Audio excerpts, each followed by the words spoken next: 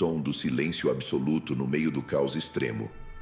É o que os sobreviventes de desastres sempre relatam, o momento suspenso.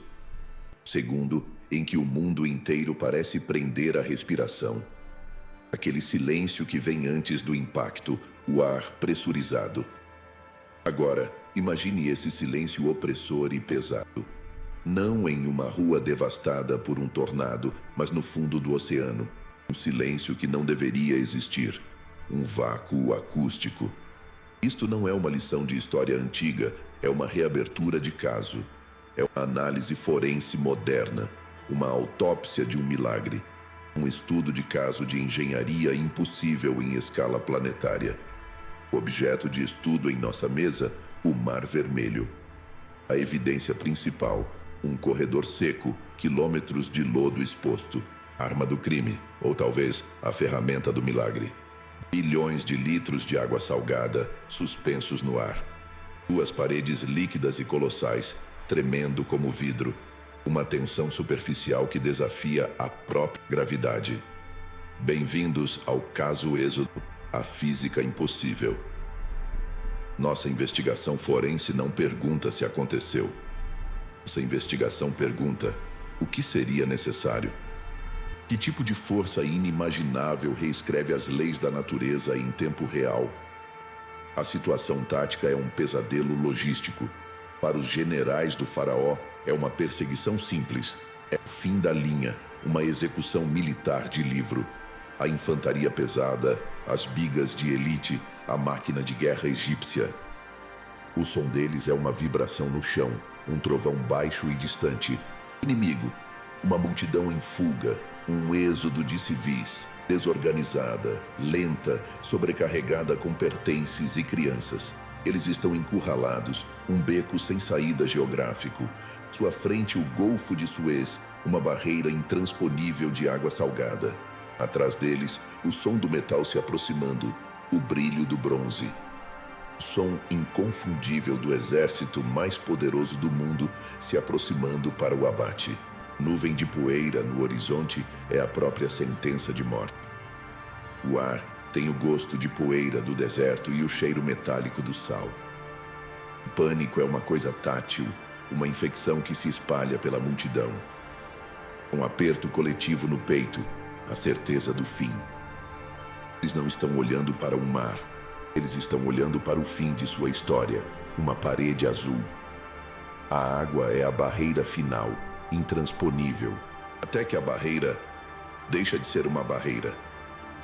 O impossível começa a se desenrolar, não como mágica, mas como física.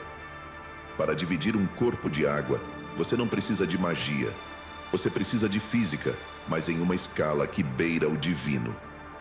A escala dessa física é o que a torna aterrorizante. Modelos computacionais modernos nos dão um vislumbre sombrio. Uma simulação da Universidade do Colorado sugere a chave. Um vento constante, focado, é o motor principal. Mas não estamos falando de uma brisa forte do oceano. Não estamos nem falando de uma tempestade tropical violenta. Estamos falando de um vento sustentado, implacável. Um vento uivando a mais de 100, talvez 120 quilômetros por hora. Um vento que sopra continuamente, por horas a fio. Mas há um problema fundamental nesta teoria. Um vento dessa força não apenas empurra a água.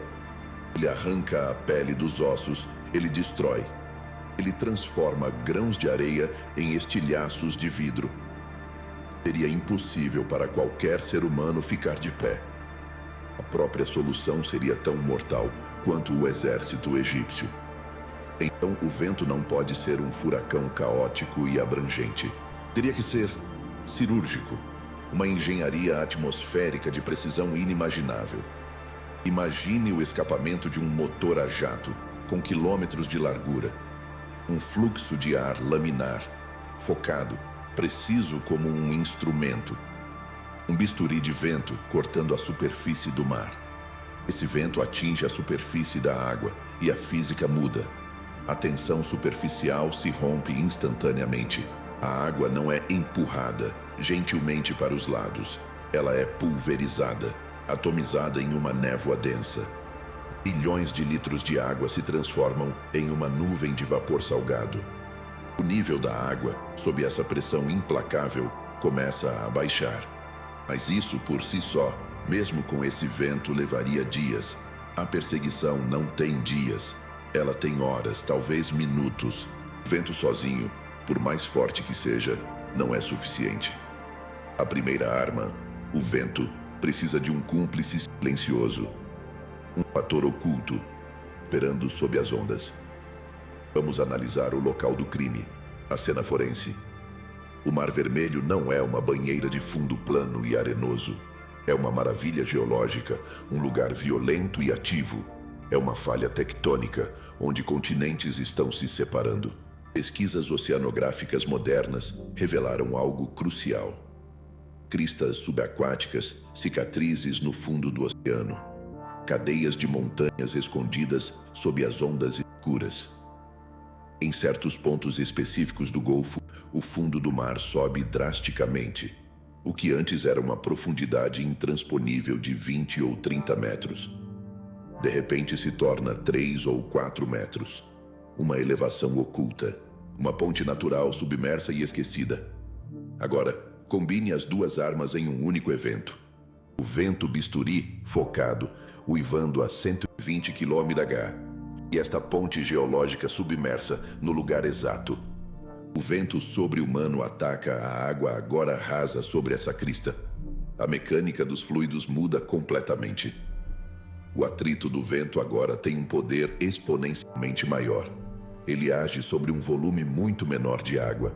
O que era impossível em águas profundas, agora é, teoricamente, possível. O fenômeno é conhecido pelos cientistas como wind set-down, a mecânica dos fluidos em sua escala mais extrema. O vento uiva como um motor alienígena e o mar obedece. O mar é forçado a recuar como uma maré sobrenatural, expondo o topo daquela crista submersa. O lodo do fundo do oceano vê o céu pela primeira vez em milênios. O cheiro. Temos que imaginar o cheiro desse evento. Não é o cheiro limpo da maresia. É o cheiro primordial da decomposição. Salmoura, algas mortas, o cheiro frio de argila molhada e metano. O cheiro de um mundo que não deveria existir, exposto ao ar. Agora, coloque-se lá, no meio da multidão apavorada. O comando é dado. Avancem. Você tem que se mover. Você não está andando em areia dourada e seca de praia. O chão é um lodo escuro, pegajoso, quase como piche. Ele suga suas sandálias, tenta prender seus pés. Cada passo é um esforço, uma luta contra o fundo do mar. O ar está pesado, denso e estranhamente parado. Não é mais um vento que te ataca. O vento está acima de você. Ele é o escudo, o teto deste túnel impossível. Ele ruge, mas não toca em você. É uma presença ensurdecedora. Você olha para a esquerda, você olha para a direita. Não é um túnel limpo e seco como nas pinturas. São paredes, paredes de água escura, opaca, iluminadas apenas por relâmpagos ou pelo brilho fantasma da lua. Elas não são sólidas como gelo. Elas vibram, elas tremem com a energia contida, como a pele de um tambor. Você pode sentir a vibração de baixa frequência em seu peito, um zumbido que faz seus dentes doerem. Você pode ver coisas se movendo dentro da parede líquida. Peixes, criaturas das profundezas, com olhos mortos. Eles estão presos na parede líquida, olhando para você. Confusos, suspensos como espécimes em formol. É como andar pelo meio de um aquário gigantesco. Um aquário que está visivelmente prestes a explodir. O som. O som é a parte mais aterrorizante de todas. O uivo do vento bisturi, muito acima, é uma constante, mas há outro som. O grunhido das próprias paredes de água.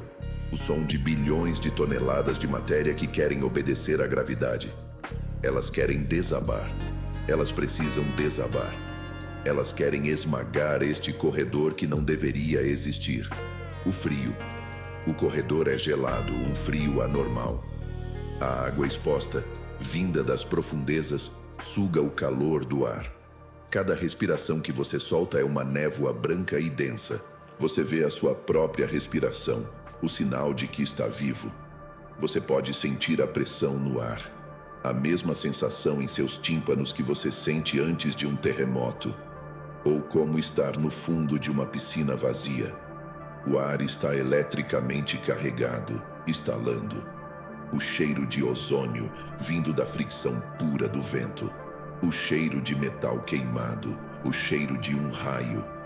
Isto não é uma caminhada. Isto não é uma fuga. É uma corrida contra a física, um segundo de cada vez. Cada passo é uma aposta contra a lei da gravidade. Você não ousa parar, não ousa olhar para trás. O corredor tem quilômetros de comprimento. Uma caminhada que deve ter parecido uma eternidade. A lama puxando, o frio mordendo. E o som constante da implosão iminente. A fé aqui não é uma abstração, é a crença de que o próximo passo não será o seu último. A análise forense sempre retorna ao timing. A precisão cirúrgica do evento é o que o torna um milagre. Não é apenas a abertura do mar, é o fechamento. Atrás deles, o som das bigas egípcias ecoa no corredor. O som de rodas de madeira e bronze batendo no lodo. O som é pesado, molhado, um baque surdo. Os cavalos relincham, aterrorizados pelo ambiente. Eles também entram no corredor, no túnel de água. Eles veem as mesmas paredes trêmulas e vibrantes, mas eles são militares. Eles não veem um milagre. Eles veem uma vantagem tática, o inimigo encurralado. Eles não sentem o aviso, eles sentem a armadilha, mas as ordens são claras. Eles avançam para o abate. A multidão está quase do outro lado. O último refugiado, a última criança, pisa em terra seca. Eles sobem a margem, tropeçando, exaustos, mas vivos.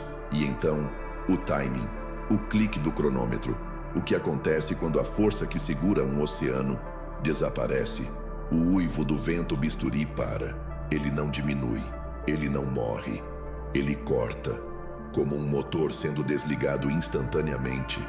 Por um segundo, talvez 2, nada acontece. O silêncio pressurizado que discutimos no início. O momento em que o mundo prende a respiração.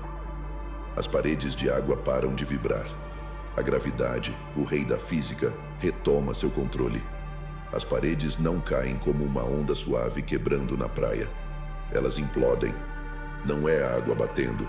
São 2 paredes de água, cada uma com bilhões de litros, colidindo no centro do corredor com a força de uma explosão. A força dessa colisão é incalculável.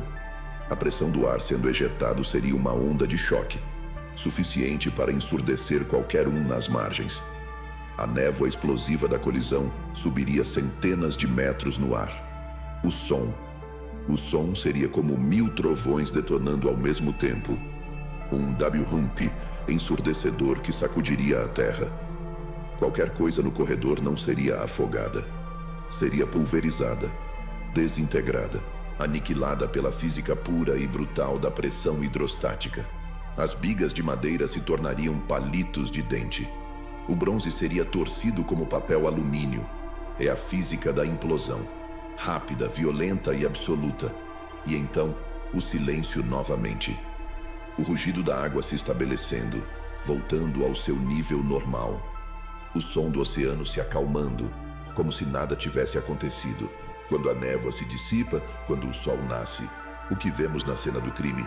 O mar vermelho, exatamente como era no dia anterior. Quieto, azul, indiferente, sem vestígios, sem corredor, sem destroços. Apenas água, cobrindo a crista geológica como sempre fez. Então, qual é o veredito final do caso Êxodo? Para que a física conhecida replicasse este evento, seria necessária uma cascata de impossibilidades estatísticas. Uma série de eventos que desafiam a própria probabilidade. Um sistema de vento mais focado que um laser e mais poderoso que um furacão categoria 5. Um vento que, ao mesmo tempo, é preciso o suficiente para não matar aqueles que ele deveria salvar. 2. Uma crista geológica submersa, desconhecida. localizada no local exato da fuga. 3. O vento precisaria soprar com força total, por exatamente 10 a 12 horas, o tempo da travessia. Não 8 horas, não 15 horas. O tempo exato sem falhas. 4. O vento precisaria parar, não diminuir gradualmente como toda tempestade faz. Ele precisaria parar instantaneamente, como uma luz sendo desligada, e este desligamento precisaria acontecer no exato segundo em que o último refugiado estivesse seguro e o último soldado egípcio estivesse no centro da armadilha. Uma coincidência de vento extremo, uma coincidência de geologia rara, uma coincidência de timing militar perfeito, uma coincidência de parada sobrenatural. A análise forense nos mostra que as leis da natureza podem ser dobradas. A física quântica até sugere que a realidade é flexível, mas para dobrá-las com tanta precisão, com tanto propósito, com uma intenção tão clara, você não chama mais isso de física. Você não chama isso de coincidência. Você chama isso de outra coisa. Um ato de engenharia tão avançado que se torna indistinguível. O caso Êxodo está encerrado. As evidências foram analisadas. O corredor secou e as paredes de água caíram. Mas a investigação sobre a força por trás dele, a inteligência por trás dessa engenharia, essa investigação está apenas começando. Se você gostou dessa análise forense sobre uma história que desafia os limites da imaginação, se inscreva em nosso canal, curta e manda para aquele amigo que não acredita em milagres. Que Deus te abençoe.